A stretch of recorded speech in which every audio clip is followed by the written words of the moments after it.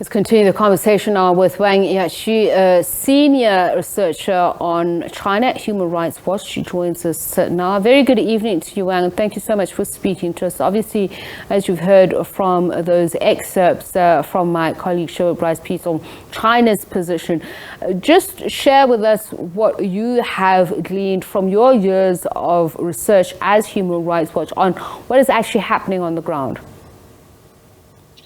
Well, I think there's really not much new information from the reports because human rights organizations, media outlets, and academics have done extensive research before to show there's mass arbitrary detention, there's forced labor, torture, forced sterilization, forced abortion, all different kinds of human rights abuses. I think the importance is that now the abuses, the recognition of the abuses comes from the UN. So victims and also us who do research on this issue feel, validated. Yeah. So China has often said that it's taken counter-terrorism measures against extremism, and that it rejects this report as a fabrication, saying there's absolutely no crimes against humanity. You say you've been validated as human rights groups. Is there anything that points to those who may see a different side of what China is saying from a human rights perspective? Well, I would say the Chinese government's response is nonsense because there has been ample evidence. The UN has said so. There has been a lot of studies done before the UN's report.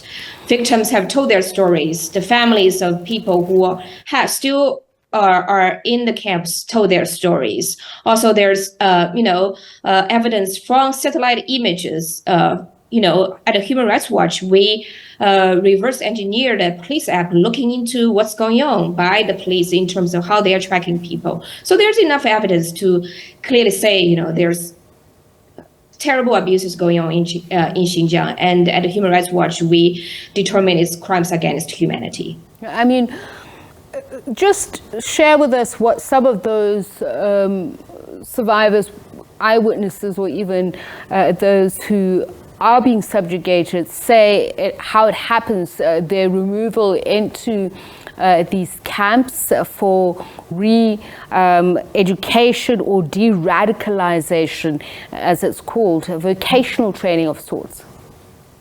Yeah, I mean, they are forcibly taken into the camps and they're imprisoned in camps while they were there.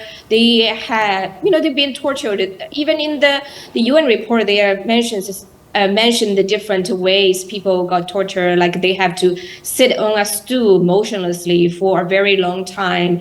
They were poured cold water on their head while they have to recite what the Chinese government asked them to memorize. So there are different things that were mentioned in the report that correspond to the extensive studies done by human rights organizations, academics, and others.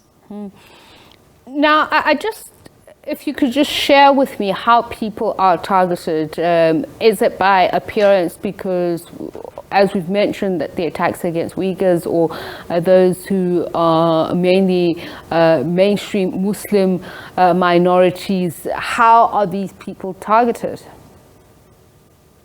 Well, if you're a Uyghur Muslim, you have a carrier ID card which shows you're a Uyghur person. So if you're a Uyghur person, you can be taken to the camp. And even if you're not taken to the camp, you're under pervasive surveillance when you're at home.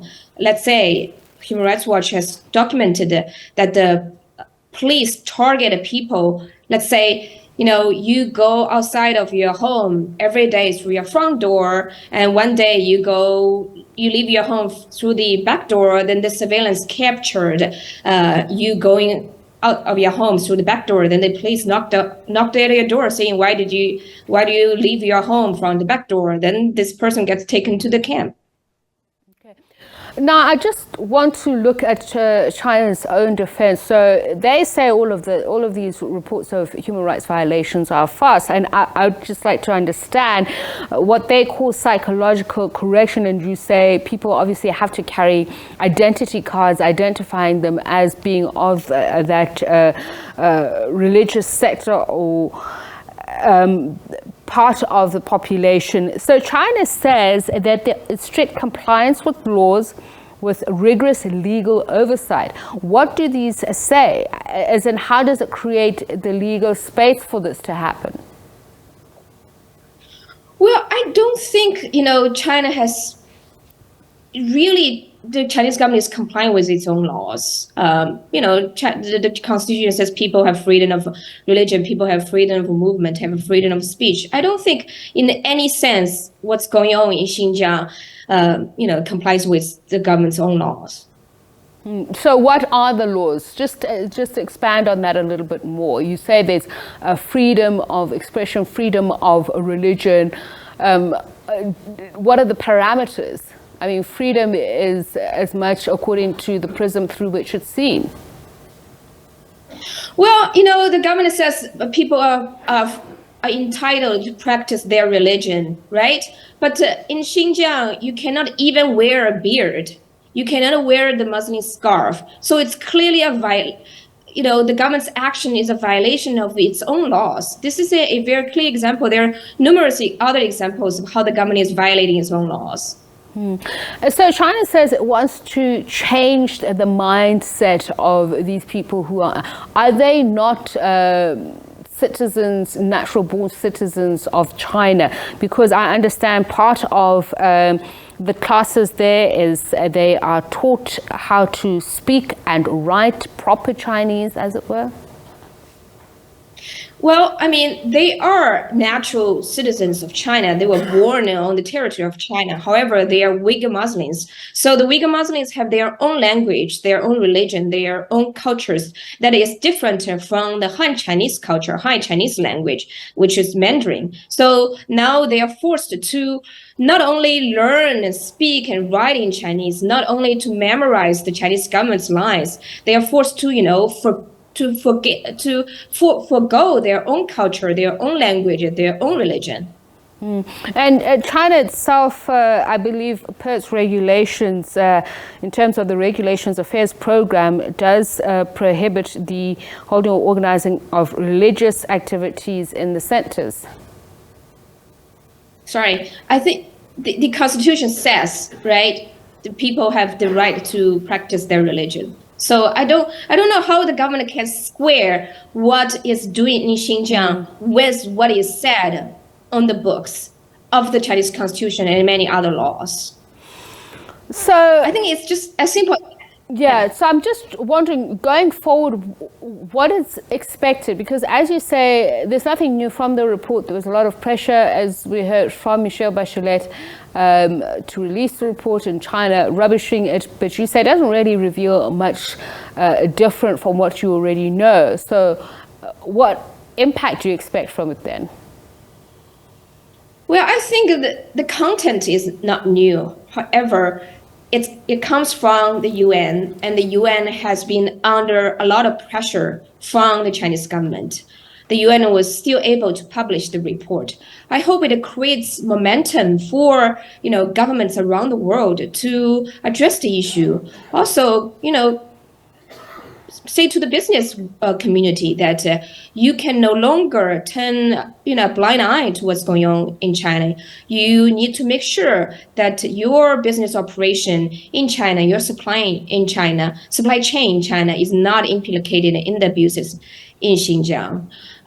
In the realm of the UN, the High Commissioner's Office need to present this report formally to the Human Rights Council, and the Human Rights Council needs to launch a formal investigation into the abuses in Xinjiang. The report is just a preliminary study. Just in terms of the demographics of the Uyghurs and the Muslim community that is under threat, what is the total number, or just a general sense of the population, and how much more danger do they face going forward if China continues to deny these allegations of human rights abuses and restriction of movement and freedom of expression. I was just wondering, what are the prospects of the future of these communities? Well, the Uyghur community has been telling me that, if we don't tackle this issue, the culture will be gone, the language will be gone. There will be no Uyghur people in China because, 1 million are in the camps, and the ones who are not in the camps, they cannot practice their religion, they cannot speak their language. And look at the Uyghur kids, they are forcefully being taken away from their parents, from their grandparents, and put in those boarding schools where they can only speak the Chinese language. They can only learn Chinese. When those kids grow up, if we don't tackle this issue, they're gonna grow up and they can't speak their own language. They cannot practice their religion because they will grow up in the system that are completely separated from their culture, even their families. Are there any similarities with what has happened in the past in countries like Australia of the Aborigine there? I mean, we've heard of some reports in other countries as well, the United States as well, certainly with the Native Americans there.